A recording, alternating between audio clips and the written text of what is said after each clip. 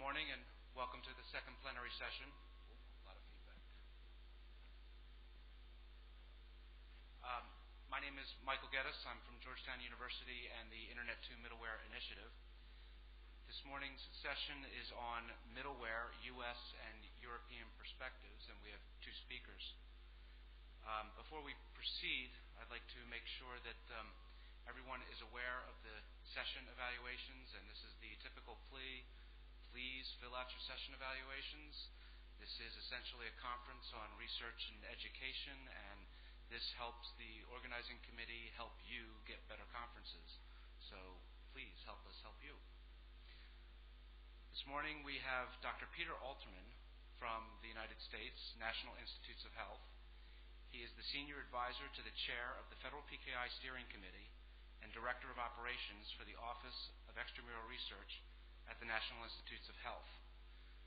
I would like to point out that Peter Alterman has also been instrumental in his assistance to the higher education community in the United States in establishing a higher ed bridge that will interoperate with the Federal PKI bridge, and he will now familiarize us with the Federal PKI bridge. Peter.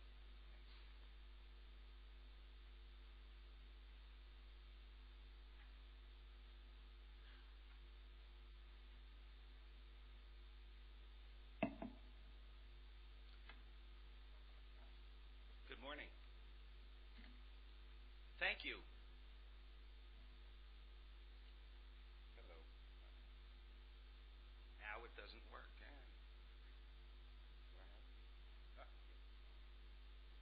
Thank you for inviting me to speak to you today and for showing interest in what the U.S. federal government is doing to implement a public key infrastructure for supporting electronic government initiatives. Let me say at the outset that we who are working to create and deploy a federal PKI are very aware that ours is but one of many initiatives currently underway, that while we are enthusiastic about our approaches and projects, we understand that they are not the only viable ones, and that many other projects are bearing fruit as well.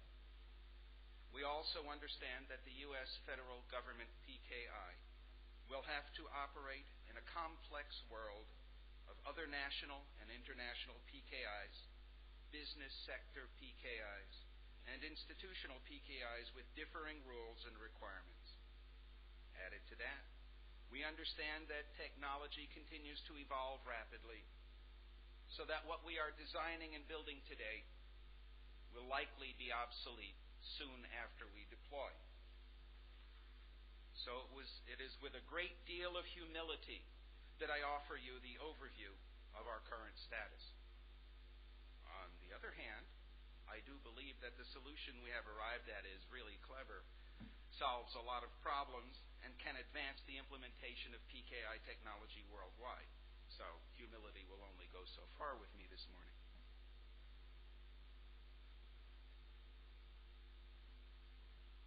The goals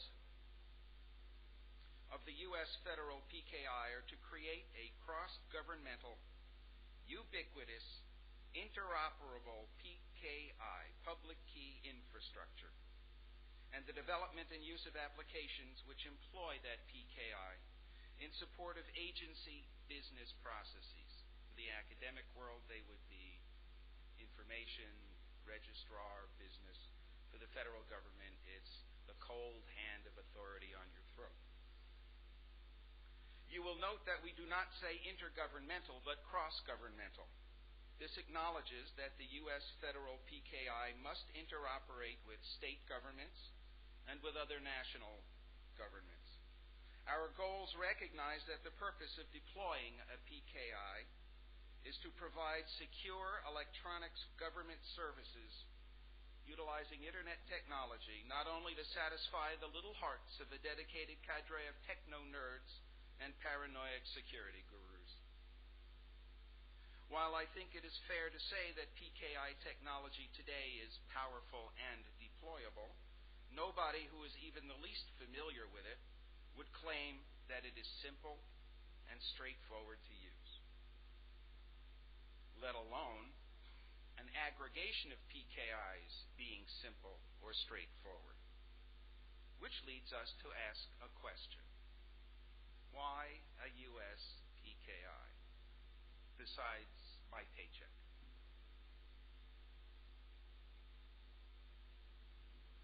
The simple answer is that federal agencies are mandated by the Government Paperwork Elimination Act of 1998, whose really most important element was that the government be funded and continue to run our paychecks. The rest of it was just secondary. This is part of the secondary. The Government Paperwork Elimination Act required that we provide electronic government services by October 21st, 2003. In 1998, that seemed like a long, long time. In May 2001, that seems terribly short. While this act does not require us to implement PKI, it is, after all, technology neutral, it is clear to all that PKI, especially coupled with biometrics and hardware tokens, offers higher levels of identity security than currently enjoyed in the paper world in which most government business is currently transacted. For a good, brief comparison of electronic signature alternatives currently available, I recommend that you look at Access with Trust, a PKI primer published in 1999 by the Federal PKI Steering Committee. I would also point your attention towards the Office of Management and Budget guidelines for the act that is up on a website, but I really feel guilty about asking you to look at OMB guidance, so I didn't put it down. But then I expect that you probably know more about electronic signatures than most. If you look behind the bureaucracy of the Act and of several like bills under consideration by the U.S. Congress at the present time, you discover that there is a strong belief on the part of legislators and economists that government productivity may be dramatically improved by replacing people in paper processes with electronic processes. While there is much truth to this assumption, we must be candid and admit that the transition to electronic processes entails substantial investments of time and money, especially where we are implementing a new technology that is unfamiliar and complex and which challenges preconceptions about law and security. Nevertheless, the public wants more and better government services at lower cost with greater security, and for all practical purposes, only electronic government with security provided by PKI and, in some cases, other means, can hope to satisfy these requirements. Notwithstanding recent privacy concerns, the public increasingly buys products and services on the Internet. In many states, driver's licenses may be renewed on the Internet. What was once a novelty has rapidly become an expectation. That is, the citizen who only a year ago may have marveled at her ability to buy books and music on the Internet now takes it for granted that she can pay her bills and conduct her banking online at 2 o'clock in the morning, and she is impatient to receive all her government services the same way. Early successes breed increasingly great expectations of technology, and since the cost and complexity required to satisfy such expectations are invisible to the end user, they become impatient and intolerant of delays. The phenomenon is well known and has been documented often. The success of electronic business has given birth to a category of regulatory requirements for guaranteeing personal privacy, for ensuring information security, combating identity theft, establishing standards for encouraging business interoperability, and more. E-government is an inevitable consequence of e-business. Furthermore, other nations, notably those of the European Union, are moving steadily towards electronic government, and the U.S. must be able to function as a member of the international community in that venue as well. Given these reasons to field a PKI, we must also acknowledge that there are strong arguments against fielding a U.S. PKI, especially under a single route. The first and foremost of these is the active opposition of privacy advocates who see in a U.S. PKI a significant challenge to individual privacy. They believe that issuance of a single electronic identity document will enable the government to aggregate too much personal information in a single place and make that information available to agencies with power to do much harm. We are a paranoid people. These advocates acknowledge that just such a circumstance is already occurring in the private sector business marketing environment, where online firms, credit card companies, banks, and even spyware-enabled websites are aggregating personal information into data banks used to try to sell ever more goods and services. It may be that privacy advocates focus on government PKI initiatives because such efforts are visible and the entity responsible can be identified easily. Attacking marketing firms that aggregate personal data is much more difficult, since they maintain as much anonymity as they can. This situation is changing, of course. The first gun of that battle in the U.S. was fired by Congress in passing a modest law to prevent websites and online businesses from collecting data about children under 12 years old, but many European nations have had strong privacy protections for several years now.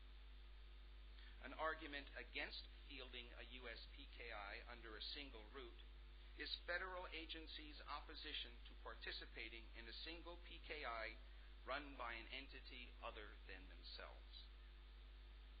Many fear operation of a PKI run by one of the security agencies of the U.S. government, which was an early initiative, and I among them. Or one run by the U.S. Postal Service, which would give a whole new meaning to the phrase, going postal. Putting aside the argument for national defense and security bruited by the Departments of Defense, State, and Justice, the problem is that many agencies insist that a PKI run by another agency could not possibly satisfy their unique mission-based requirements. Whether this is true or not, I leave to your imagination. Whether it is true or not is not the point. The point is, most agencies refuse to allow another agency to run their PKIs for them.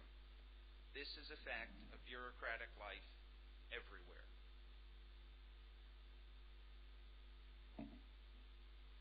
A third argument against a single U.S. federal PKI is vendor concern. In the absence of a single dominant PKI vendor, although I suspect that will change with Microsoft's expansion into the PKI world with its Windows XP product, the ongoing and bloody battle for market... Oh, no, I didn't get any booze? I'm very disappointed. The ongoing and bloody battle for market space would be over if the U.S. did what the government of Canada did and selected a single PKI vendor for a government-wide PKI. To the vendor community, the potential benefits of a big win are far outweighed by the disastrous potential for losing. It is just too much of a gamble for vendors to support a single U.S. federal PKI, and that being the case, they do not lobby Congress to force agencies' hands by mandating one. Finally, arguing against implementing a single U.S. PKI is cost. While there are statutory requirements for implementing electronic government services using electronic signature technologies, there have been no companion appropriations coming out of Congress. Agencies must implement their e-government initiatives within their existing budgets. This immediately suggests that the cheapest solution will be the most popular. And we all realize that PKI is not by any means the cheapest solution, only the most secure. And parenthetically, middleware also, as a general rule, is not cost-effective, but the most effective. In fact, the earliest e-government initiatives in the U.S. have not been PKI-based, but have used the PIN password alternative. This follows the model popular to the American public from using automated teller machines, network, and ISP logons. Nevertheless, a U.S. federal PKI there must be. There are simply too many requirements for high security, high assurance applications in government that the PIN password approach cannot satisfy. Thus, the challenge has been to design and deploy a U.S. federal PKI given the requirements and constraints I have noted.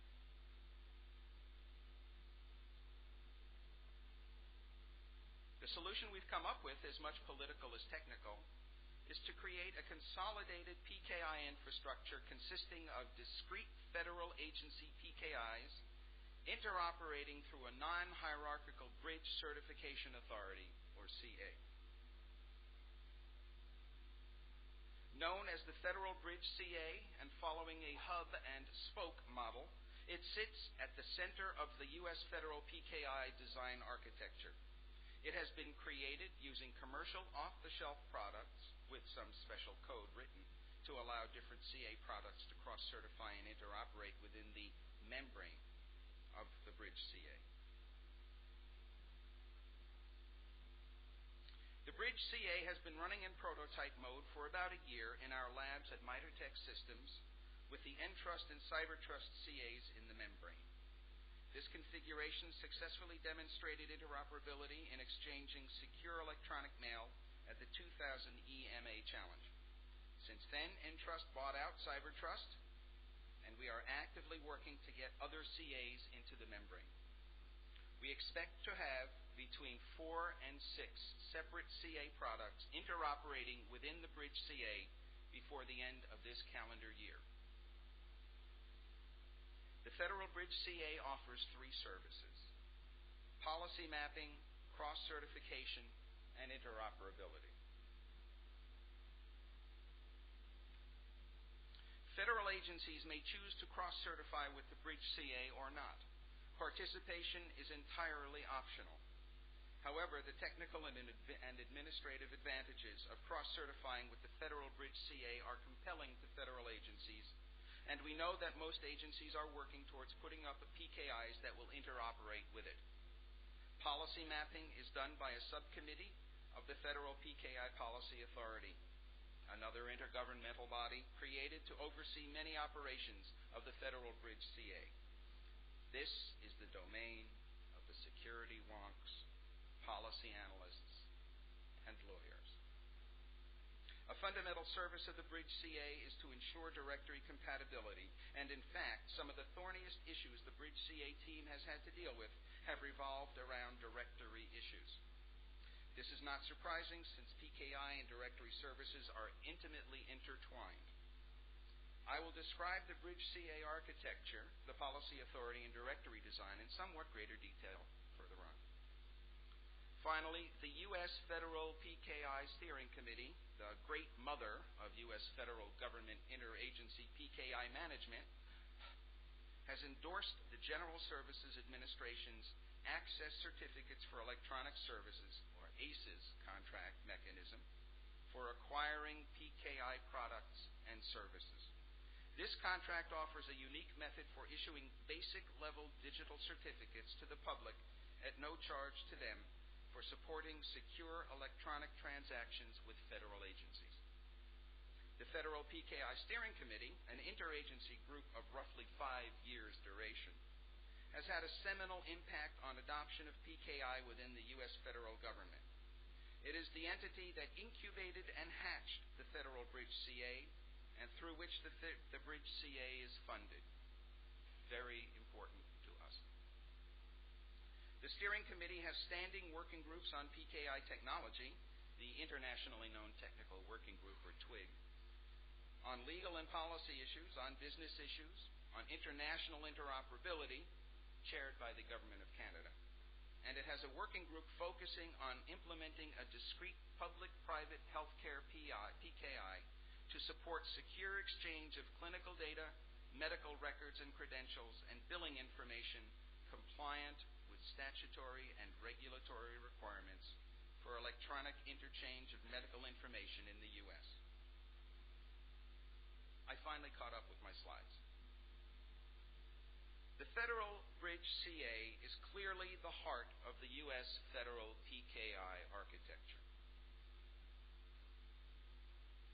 It has been designed to create trust paths among the individual federal agency PKIs by employing a voluntary, distributed, non-hierarchical architecture. It forges a single PKI out of a multitude of discrete PKIs. Sometimes I amaze myself with my own language. Thus, it neatly sidesteps the political problems of trying to field a single authoritative government CA from which all other federal government CAs would acquire their legitimacy. In other words, there is no root US.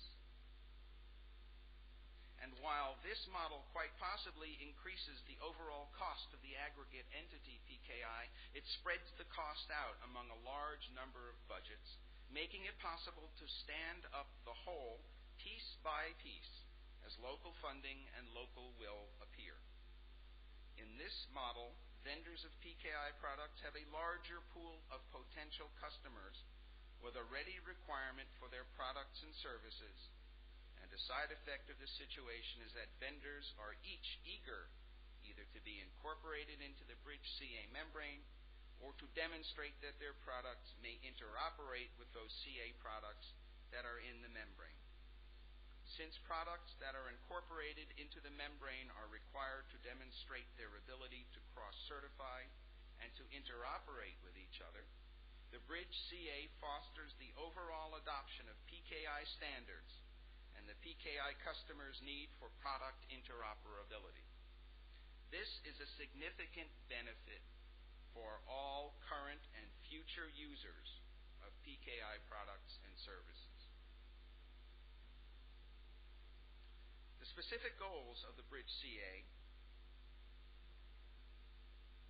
all U.S. federal government initiatives have to have clearly defined goals that may be measured, are, as previously noted, to leverage the emerging federal agency PKIs to create a unified federal PKI, to limit workload on agency CA staff, to support agencies' use of any FIPS-approved cryptographic algorithm and a broad range of commercial CA products, and to propagate policy information to certificate users in different federal agencies. I've already said quite a bit about how the Bridge CA is leveraging discrete agency PKIs, and it's true that I am quite taken with the simplicity, cleverness, and power of that idea, and I personally and publicly credit Bill Burr of the National Institutes of Standards and Technology and his colleagues for that vision. But it is also true that the Bridge CA will allow agencies to manage trust paths among discrete PKIs more productively, that is, with fewer resources. If my agency's PKI, the U.S. Department of Health and Human Services, does not cross-certify with the Bridge CA, and we have shared business needs with the Department of Veterans Affairs, the Department of Defense, the Department of Agriculture, and the Social Security Administration as part of a single business process, say government-funded payment for medical care for veterans, then we would have to create and manage trust relationships with at least 4 other agency PKIs, which may consist of additional CAs, depending on the architectures of those agencies' PKIs, and the small p political organization of the constituent agencies. Remember, this requirement is for a single business process. Considering the number of interagency business processes that exist, the amount of time and effort required to create, maintain, and manage so many trust relationships becomes enormous. On the other hand, if Health and Human Services cross-certifies with the Bridge CA, and all other agencies do so as well, I only have to create, maintain, and manage a single trust relationship. The problem of managing PKI interoperability becomes much simpler. It is true that all federal business processes must reach out beyond other federal agencies to private industry other governments, and to the general public. We envision a PKI infrastructure where the federal Bridge CA interoperates with other Bridge CAs serving business sectors such as the healthcare industry, higher education, and other governmental entities. We are already working closely with the healthcare sector and the higher education sector to create interoperable PKI services. Interoperability with the general public will come at first through relationships individuals have with federal agencies, but interoperability with the ACES program and with other emerging mechanisms for granting digital certificates to the public is bound to occur. Technically, and this is as technical as I will attempt to get, the Bridge CA is composed of multiple commercial CAs with their directories that cross-certify and interoperate within a membrane. These CAs are offline, having no network connectivity. The CAs issue certificates to each other, which include multiple policy object identifiers. The CAs are connected to the network directory via SneakerNet. The Bridge CA directory is maintained online 24 hours a day, 7 days a week, every day of the year, until the power goes out. The whole is secured physically and logically and requires 2 persons for access. Frickin' frack.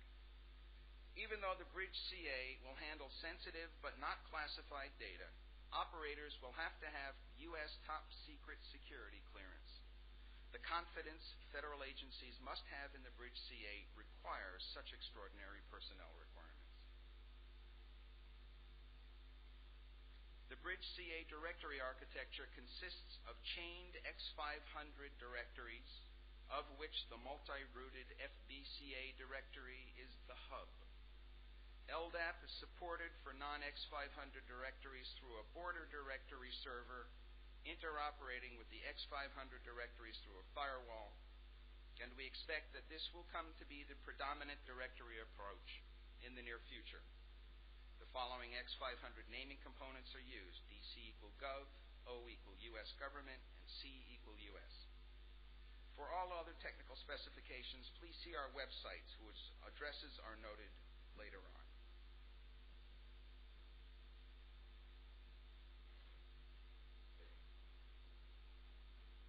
Operationally, remember that the Federal Bridge CA issues certificates to participating federal CAs only. It issues no end-user certificates, that is, certificates to individuals.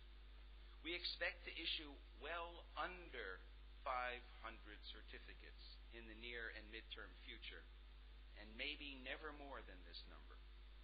It will not even issue certificates to the Federal PKI Steering Committee, which oversees Bridge CA development and operations. The Bridge CA will issue documentation of its policies and operations online. Indeed, much of this documentation is already available in a number of websites, especially the Federal PKI Steering Committee site at www.cio.gov/FPKISC.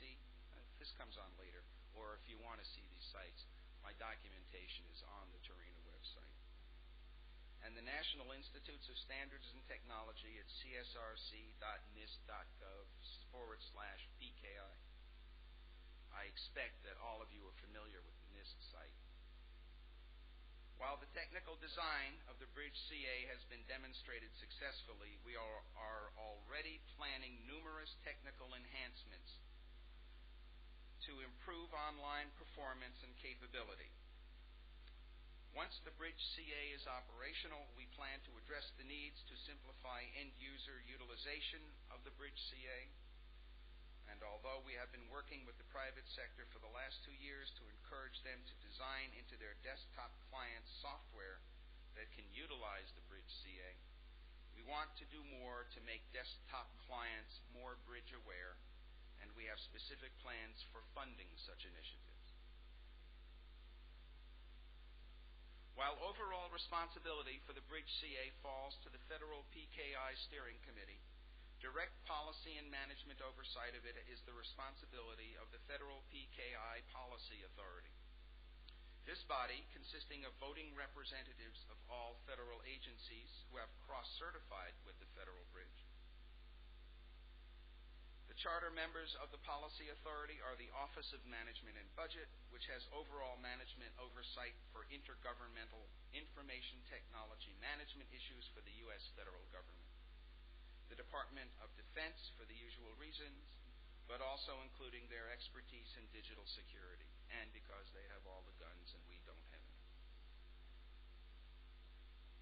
The Department of Justice, which has overall responsibility for the legal framework under which the federal agencies operate. The National Institute of Standards and Technology, which in the U.S. is preeminent in PKI technology and standards issues for digital cryptography.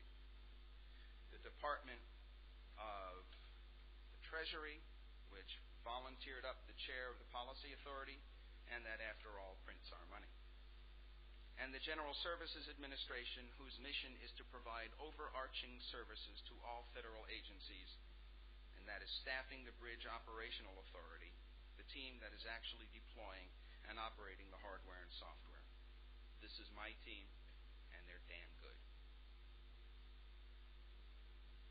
The Policy Authority determines which agencies may participate in the Bridge CA and the levels of cross-certification for each member CA. This is done through policy mapping, in which a candidate agency's certificate policy and certification practices statement are evaluated against the Bridge CA's certificate policy and certification practices statement. The purpose of this is to evaluate the strength of identity binding and the relative security of the candidate CA, and to map the various levels of assurance of their certificates, high, medium, basic, rudimentary, to other agency certificates so that they may interoperate at mutually understood levels of trust. The Policy Authority administers the Bridge CA's certificate policy and votes on changes to it and to the certification practices statement. As an aside, please note that policy mapping imposes a de facto standard on federal agencies for defining levels of strength of digital certificates. This is one of the broad benefits of the federal PKI architecture to the whole PKI community. The Policy Authority enforces compliance by member agencies. It reviews annual audits of the operations of the member CAs and has the authority to revoke certificates issued to them at any time if they operate contrary to their stated certificate policies and certification practices statements. The Policy Authority will also revoke the certificate of any CA whose private key has been compromised. At present, the prototype Bridge CA and Interoperability Lab are operational. The Entrust CA product has been certified to operate within the membrane. We are currently testing 2 additional CA products for interoperability, and we expect at least one of them to be included in the membrane very shortly. We hope to start testing at least 2 more CA products in early summer. The Bridge CA will be put into production by late this month, May 2001. As a matter of fact, I'm here, they're working at home. I think I have the better deal. They think they have the better deal. We have approved the designs, commissioned the certificate policy, certificate practices statement, compliance audit already. The system security plan is almost complete, and we have ordered the hardware and software for the production Bridge CA and its hot backup site. We have the physical and communications facilities ready to go. We have already begun working on the first set of enhancements to the Bridge CA, and as I mentioned earlier, have begun planning to enhance desktop services. The first 2 agencies to cross-certify within the Bridge are the National Aeronautics and Space Administration and the National Finance Center of the U.S. Department of Agriculture, which provides interagency financial management services to client agencies. Although it may be premature, I'd like to take a moment to look ahead and share with you a vision of the future of PKI in the U.S. But first, let me preface this by telling you that back in 1976, I wrote a foreword to a book entitled 2076, The American Tricentennial, in which I predicted that we would have fusion-based electrical power within 5 years. Since not a single tokamak has come online in the 25 years since I made that prediction, take my comments for what they're worth. First, I think it is inevitable that within the near future, PKI will become a transparent process of the computing infrastructure. Keep an eye on Microsoft Windows XP for a taste of this. And don't believe PKI vendors who dismiss Microsoft as not being a security company. Many companies have turned to dust and blown away for dismissing Microsoft's entry into their market space.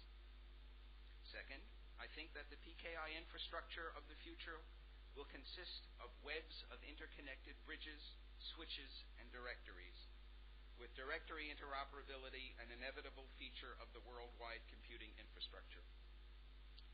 Third, it is not unlikely that current PKI technology will be superseded before it is refined.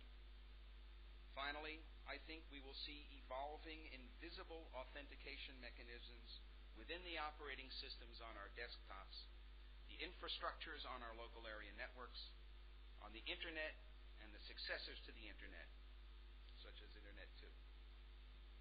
We've seen the evolution of fundamental services from the applications layer to the infrastructure before, and in this recursive universe of ours, patterns repeat. In as little as 10 years, engineers, computer scientists, and users will wonder what all the fuss about PKI was back at the turn of the millennium. With luck, we will still be around to explain it to all of them. I'd like to thank, they're my website. But as I said, this presentation's up on the TERENA site, so don't worry about copying it. I'd like to thank Judith Spencer, Chair of the Federal Pki Steering Committee, for not wanting to come to Turkey and allowing me to attend, Tim Polk of NIST, and Dave Fillingham of the National Security Agency for their help in this presentation. Thank you very much.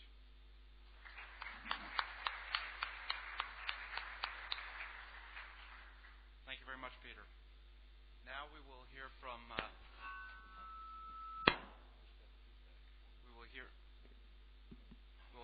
Ton Verschoren. Try to pronounce it right. Ton is with SurfNet, the Dutch National Research Network, and has been there since 1991. In his current position as Innovation Manager, he is essentially working in the field of middleware and very active in TERENA and Internet 2, and considered to be an expert in many areas. Ton.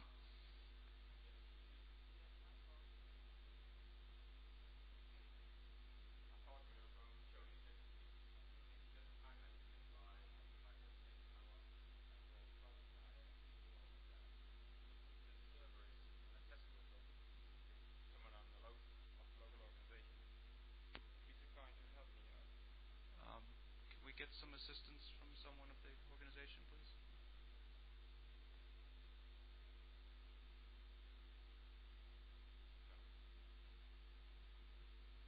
But I'll start anyway.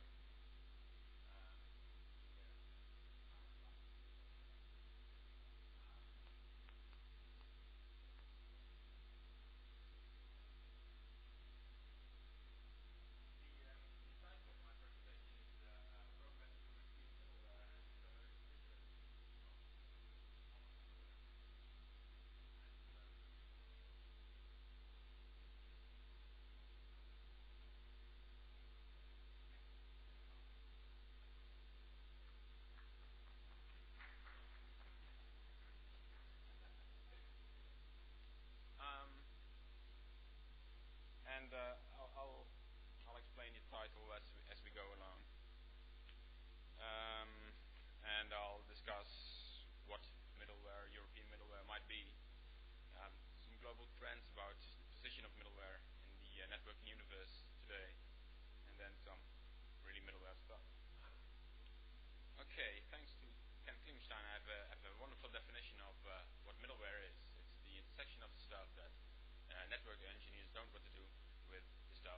application developers don't want to do.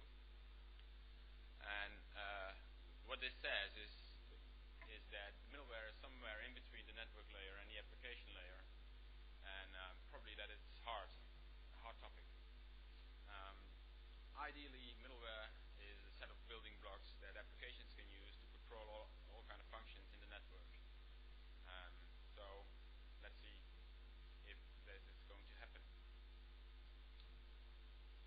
So when that is middleware, then what is European middleware? Is that the stuff that the Europeans don't want to do? We leave it all to the Americans, for example, to provide us with kind and good solutions? Or is it the stuff that only Europeans don't want to do because the rest of the world doesn't bother?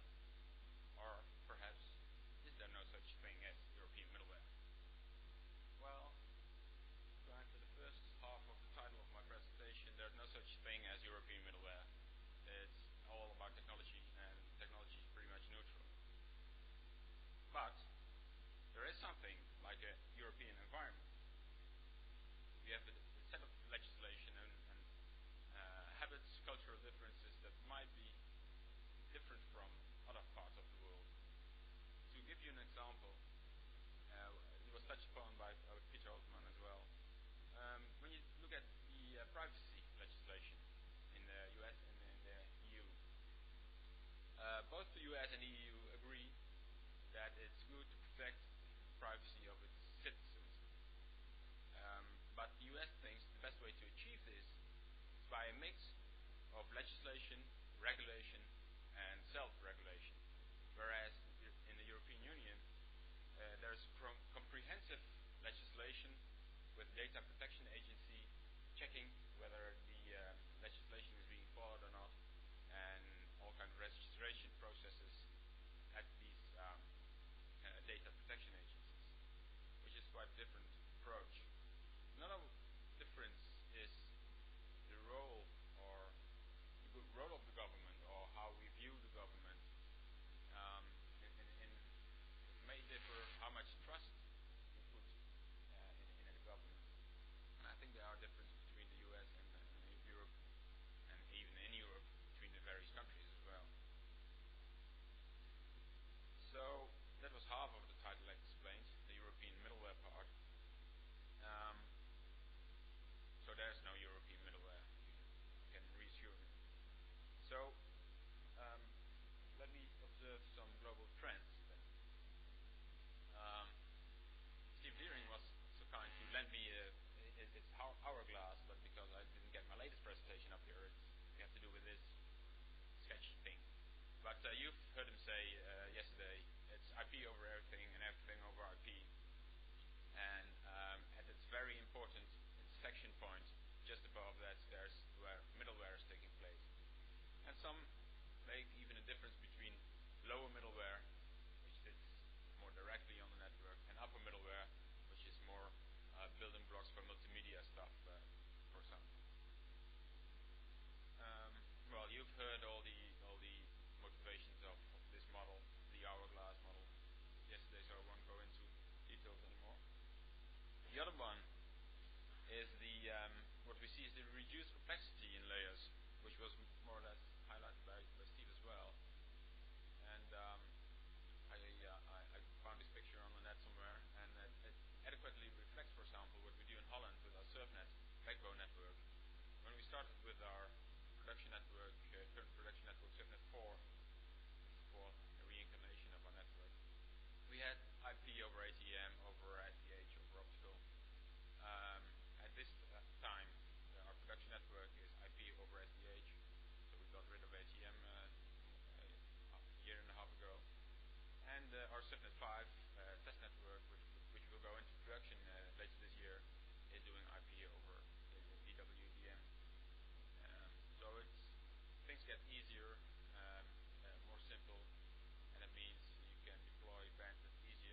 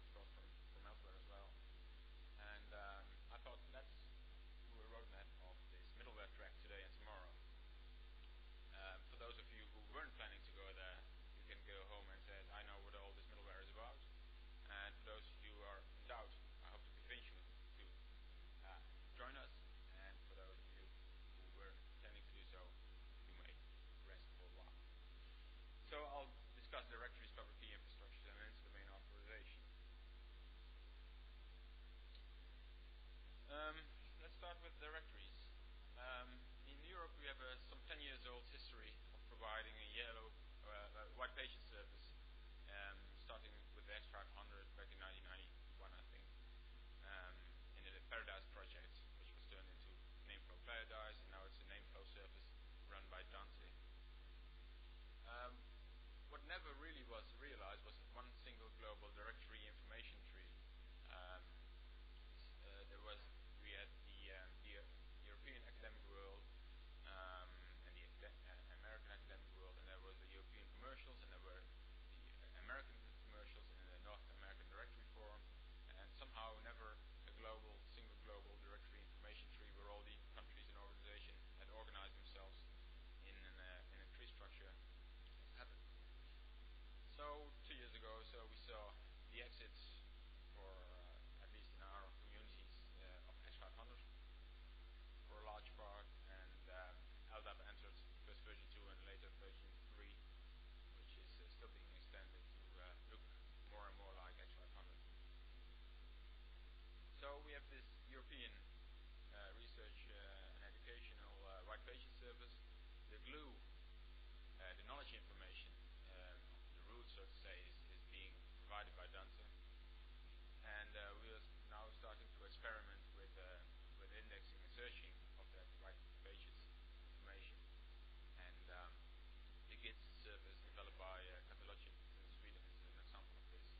And what we see now, and I think that it's a bit later than what has happened in the US in the Internet 2 environment, is that our community is now moving from a white pages directory service only towards the direction of directory-enabled networking, where you store user information, profile information, device information, and configuration stuff in a directory. So, how about the developments here? There are 3 Ldap working groups in the ITF. Ldap extension, chaired by Roland Hedberg of Sweden, which is extending the Ldap v3 standard. Then there's Ldap for deprecation and other update protocols. That's developing the knowledge information to create distributed global directory. And there's Ldap Biz, there are various bits and pieces of the Ldap standard scattered over lots of RFCs, and they're collecting all this and writing it down nicely. But does this standard fit our needs? Well, that's exactly the topic of David Chitwick's.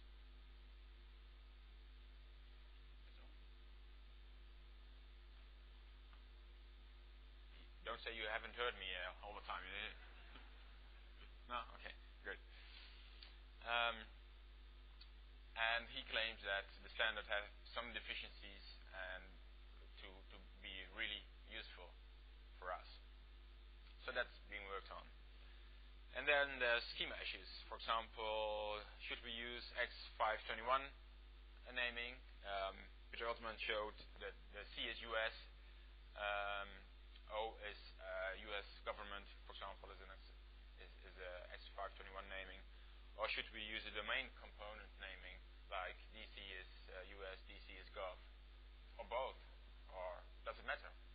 These are all issues to be discussed. And we'll discuss this later on, today and tomorrow. Another schema issue is what object classes and what attributes do you use? What are the attributes that you put in your directory? The Internet 2 folks have now defined a new schema to be used in the Internet 2 environment, and Keith Hazelton of Medicine will be explaining this to us. A recent initiative started in Internet 2 is the Internet 2 VidMid effort, which is about storing video conferencing information into the directory. So, what is the address that you're reachable at for a video conference? So the equivalent of your phone number, but then for video conferencing, for H323 video conferencing.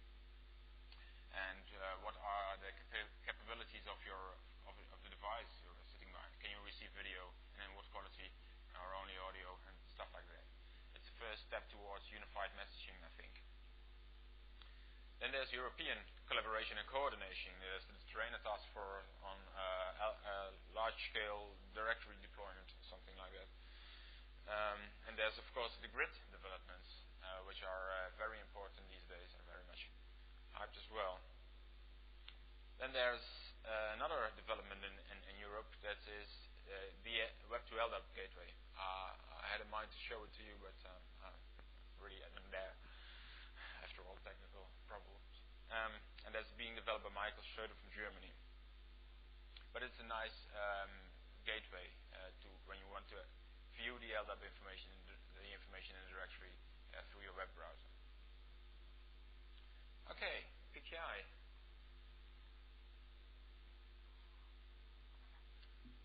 There's a recent set of European directives on PKI in the PKI area. There is the Digital Signature Directive, which is supposed to be implemented by all the member states before the 1st of July of this year. A couple of countries already have implemented it, the UK, Germany, and some others. And I know that Holland is not going to make this deadline, but it won't be very much later. And that never seems to be a problem. So there will be a harmonized legislation for digital signatures, which is a good thing, of course.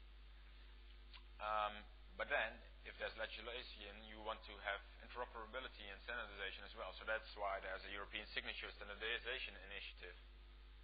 And an important thing there is that to be able to issue qualified certificates, and qualified certificates are certificates which have the same legal binding as your written signature.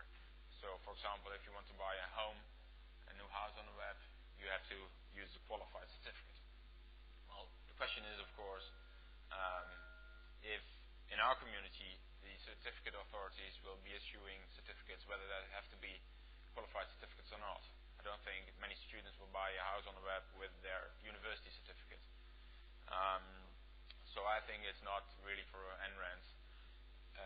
If there's a need, for example, in the administrative department of NRANs to do these kind of transactions, they go out to the market and buy qualified certificates from a commercial company, I think. And then to be able to make a qualified digital signature, there are all kind of requirements posed by the European community on the device with which you create that digital signature, typically a smart card. And I think the requirements are so heavy that we won't see a lot of deployment in the near future. And that's the same, in fact, if you think about it, the federal US PKI is going to issue only around 500 certificates at most. If you see the whole circus that has to be put up for that and what it costs, there won't be many commercial parties that will do all the hassle for these 500 or so, or maybe even 100 certificates. And don't ask what they are going to cost and who's going to pay for them. So I think in the European academic world, we'll see a strong focus not on digital signatures, but on authentication and the use of certificates for that to access networks and networked resources. So we probably won't have to bother about qualified certificates, but that's up to discussion later on today and tomorrow, of course. An important thing is the difference in legislation and regulation with respect to cryptography. France is very different from some other countries in Europe. So these kind of things will certainly have an effect on the deployment of this technology.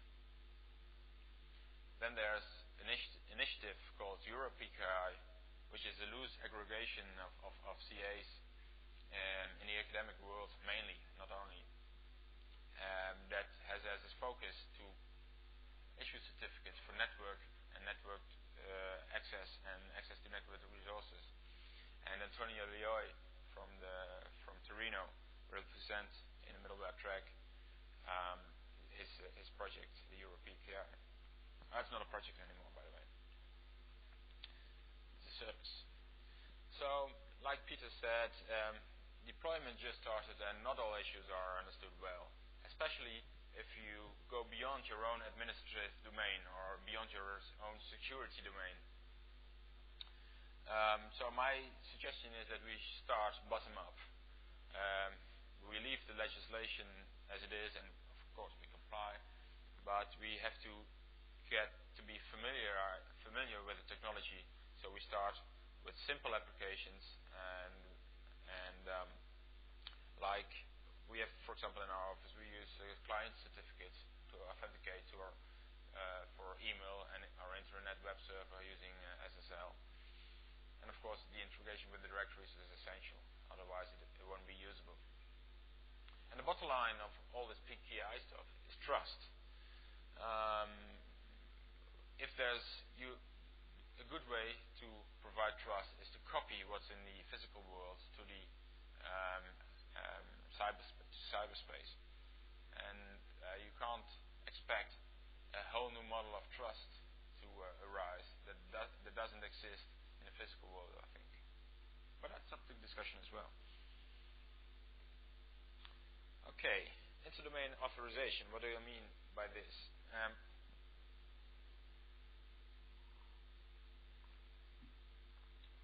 Suppose a student wants to register for a course not at his own home university but at a different university, and somehow his credentials, his identity, have to be transferred beyond his own domain to the other domain. And how do you do that? With respecting the privacy issues there as well. Tele-education is an example. Access to content, commercial content by publishers is another one, and of course the grid stuff. But once you've done that, it gives you increased flexibility, because most of these things, for example, access to content of commercial publishers, is usually only available in a library or on campus, and they do IP-based authentication. So, which is pretty static. You can't do that at home, and it's not very secure either. So it will give you increased security, and it's a good way. There's a good opportunity to replace the weak username password that's around for a long time by better, stronger means of authentication. For example, certificates of tokens. So there are now various attempts at creating such a system. In the UK, for a while, the Athens system has been around, which is a centralized database with over 1 million users, which does exactly that, give access to content provided by publishers. In Spain, there's the PAPI system, point of access to providers of information, which will be presented later on. In Holland, we have been working with smart cards for a while, and we have a system developed there, and we'll see how that will evolve. In Greece, they have middleware to support e-learning services in the Gestalt project, and which will be presented later as well. And of course, there's the Internet 2's Shibboleth project, which will be presented as well. But I think these are more or less concerned with the short-term needs, and with the hope that they will scale to a bigger number of users and a bigger set of technologies and better support for the different kinds of authentication mechanisms. But we have, of course, there's also being worked on a longer-term architecture in the Internet Research Task Force, the ARCH research group, chaired by Kees de Laat from Utrecht University. And they're working on exactly this inter-domain models for AAA stuff, and he will be presenting in the next session. So, to wrap up, I have already reassured you that there's no such thing as European middleware, but there is a European environment that makes a different perspective or different accents to applying this technology. I think that we should not wait and see whatever is being developed either in the commercial market or elsewhere, but we should start deploying this and looking at the issues. I think there's a strong drive from the research and education community. The commercial market, they if you look at a big distributed commercial company, for example, in general, they are single vendor and within a single administrative or security domain. And that's much more easier than in the open collaboration kind of way that we are in the academic world used to work. And of course, interoperability should be reached and can be reached by standardization and collaboration between all the players involved. So I'd like to invite you to join us for the middleware track to discuss all this with us. Thank you.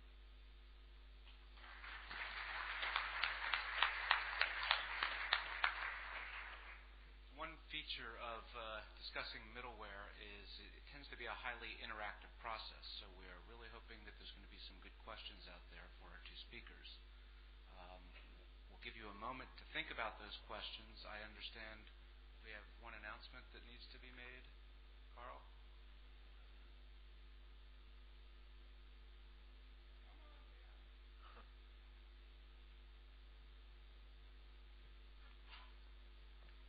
If you have a question that you'd like to ask the speakers, just raise your hand and we'll make sure a microphone gets to you.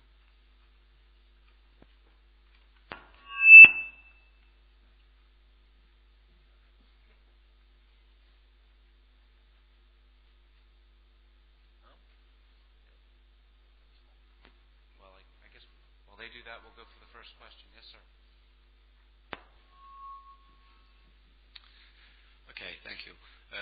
One of the questions when you want to develop middleware is that you need applications that are layered on that middleware. I would like to be interested in knowing if the Federal Bridge PKI is working actively with vendors, and which are these vendors and which are the applications in which you foresee that the Federal Bridge PKI will be already enabled. We're an optimistic bunch. We have spoken with Microsoft about Outlook client supporting the bridge and being bridge aware. We've spoken with AOL Netscape about having the Netscape browser be bridge aware. Microsoft has made public noise about fully supporting the Federal Bridge Initiative in XP and service packs to XP. So we have no reason to doubt Microsoft's word now, do we? So we have high expectations that Microsoft's Outlook and Internet Explorer will be bridge aware. And we think that once Microsoft does that, Netscape will be dragged and screened into it.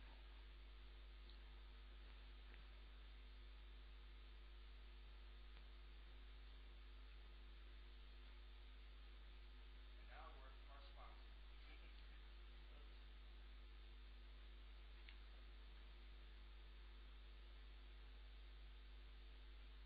Sorry to interrupt this discussion.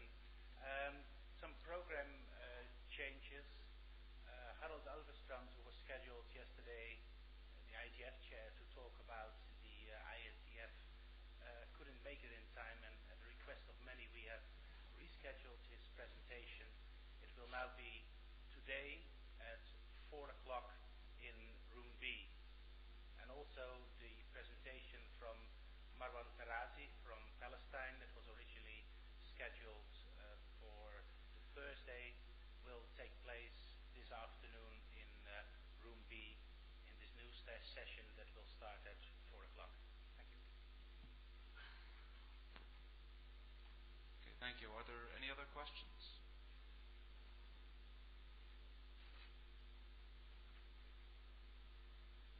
Over here?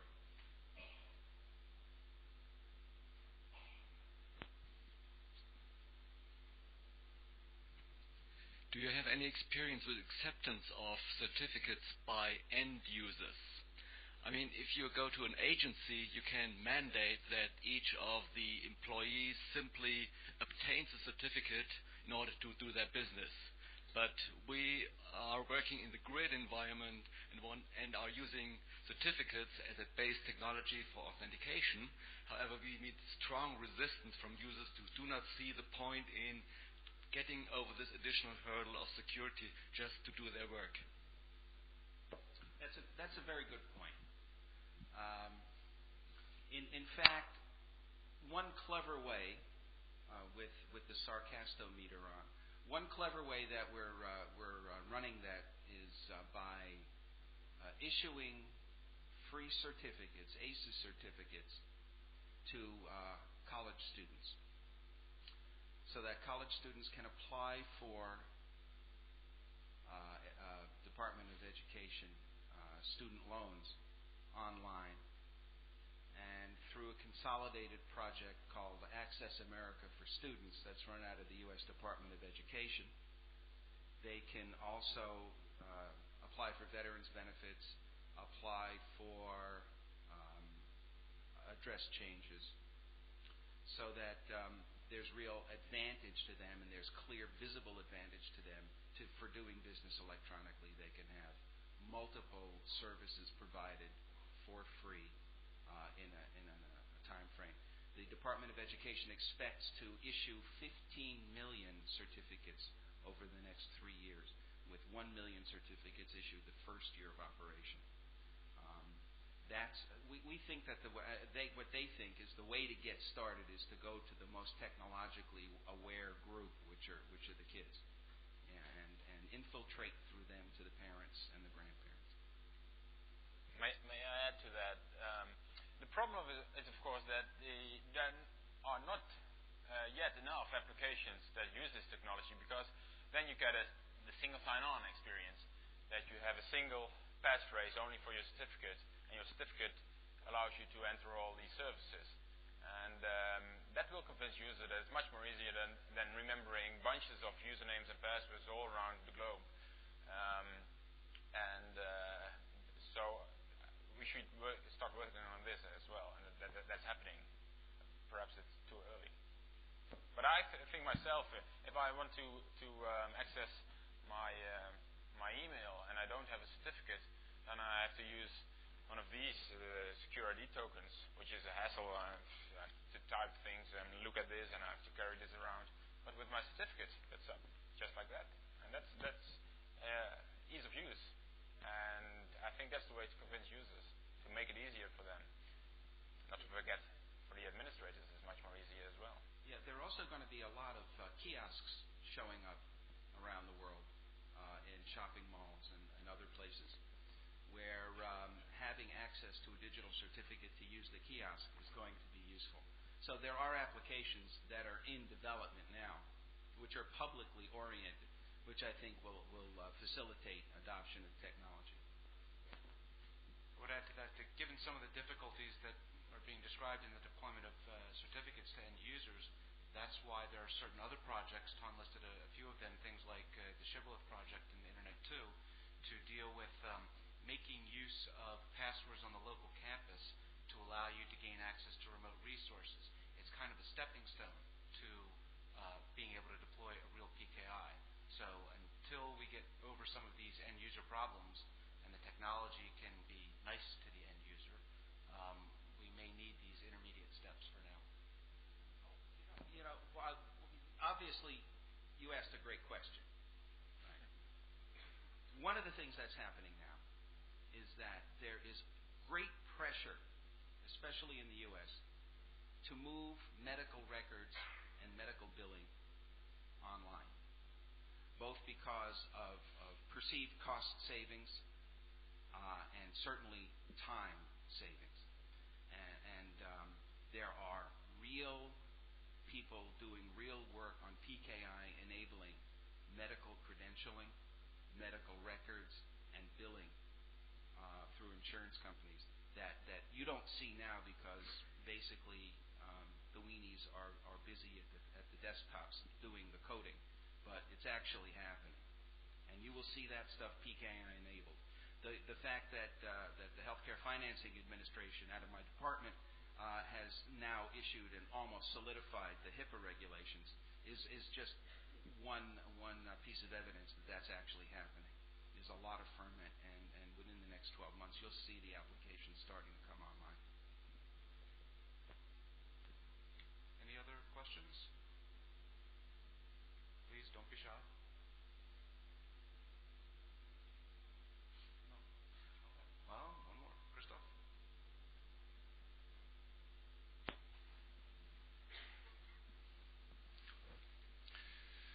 One of the advantages of the electronic equivalent of keys was that you only need a small number, or maybe even just one, to do whatever you want to do.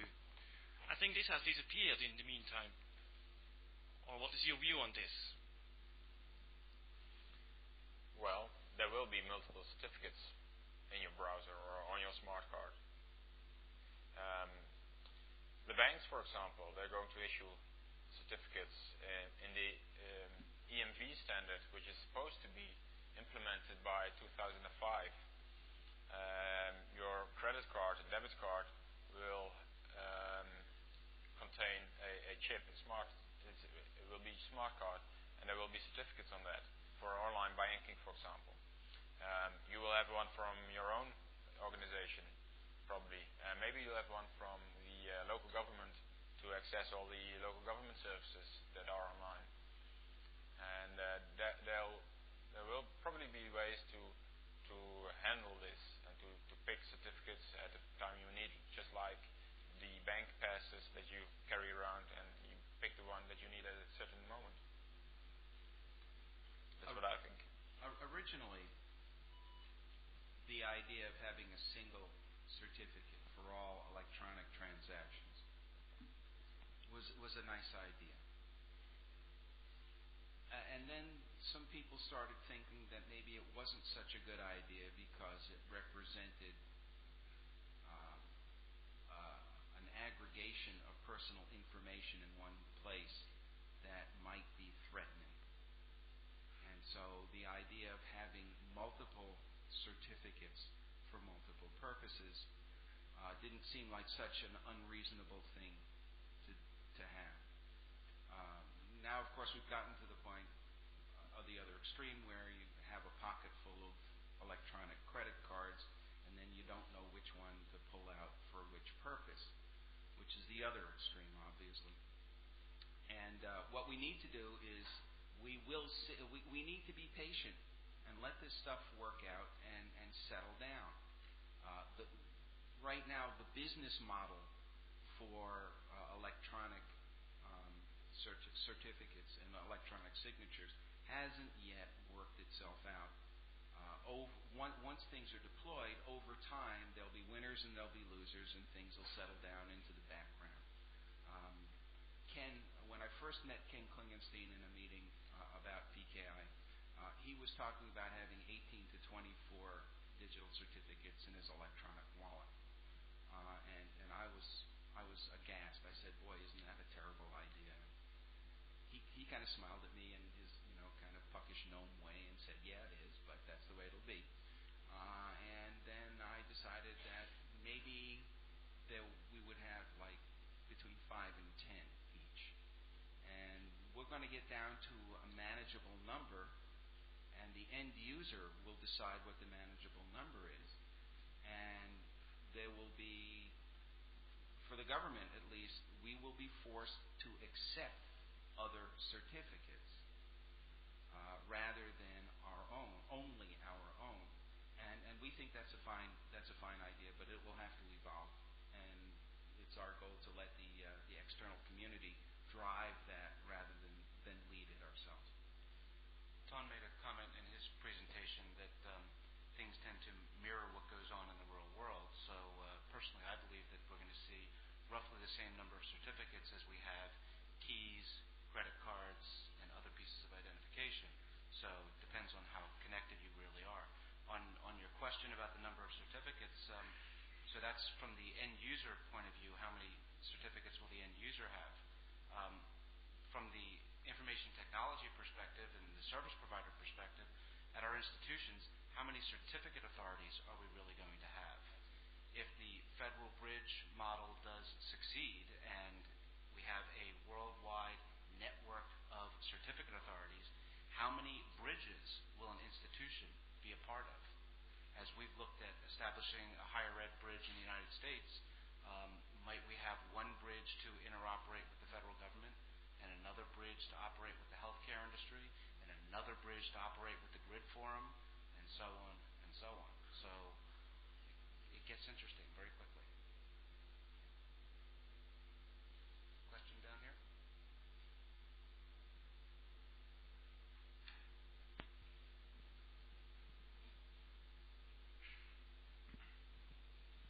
Thanks. I have two questions. Well, one comment and a question. Excuse me. For the Europeans in the audience, they should start thinking about this issue of how many certificates will we have, because every country that you do business in, for whatever reason, where you live or where your kids live, you need bank passes in those countries. So let's try and avoid multiplying the number of certificates we have by the number of countries we spend time in. But I have a completely separate question for Peter, which is the privacy implications of healthcare PKI are fairly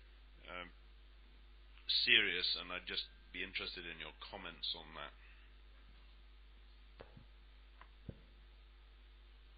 You couldn't be more right about the significance of security issues in medical records.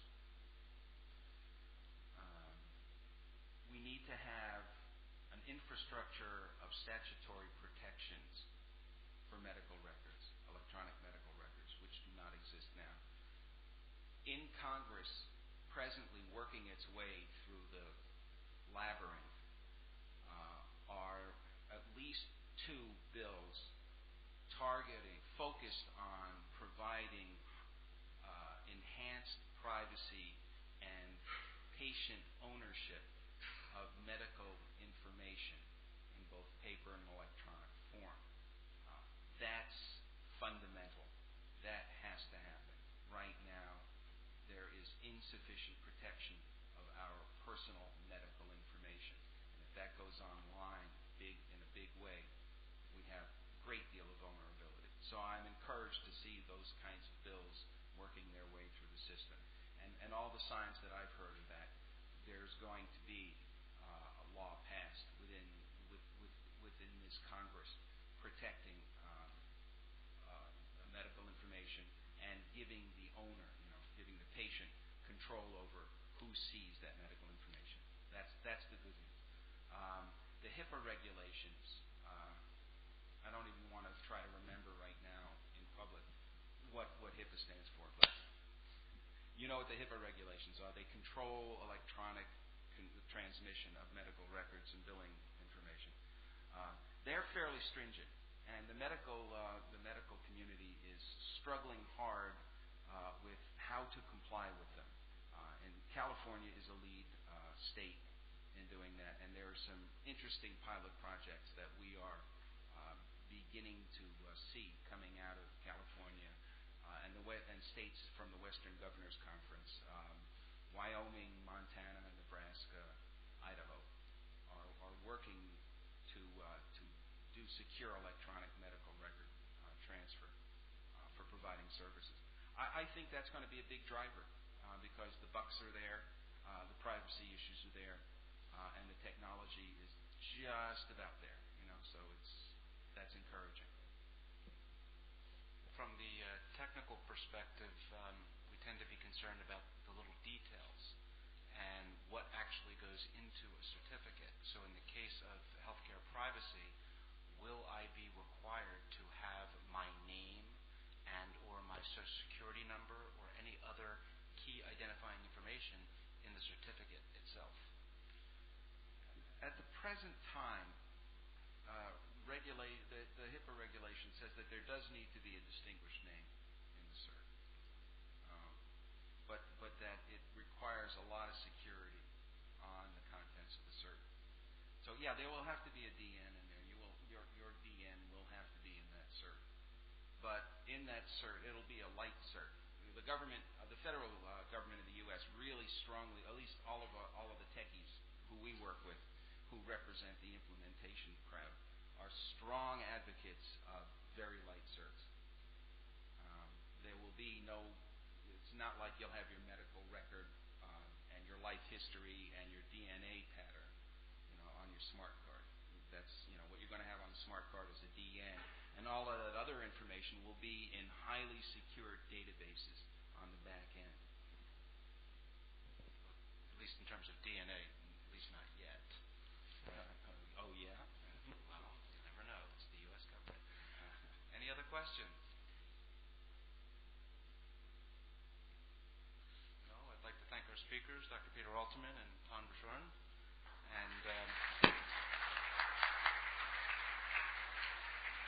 And again, the plea, please do not forget about your session evaluations. They are very helpful to the program committee to develop future TERENA conferences that are as interesting as this one. Thank you.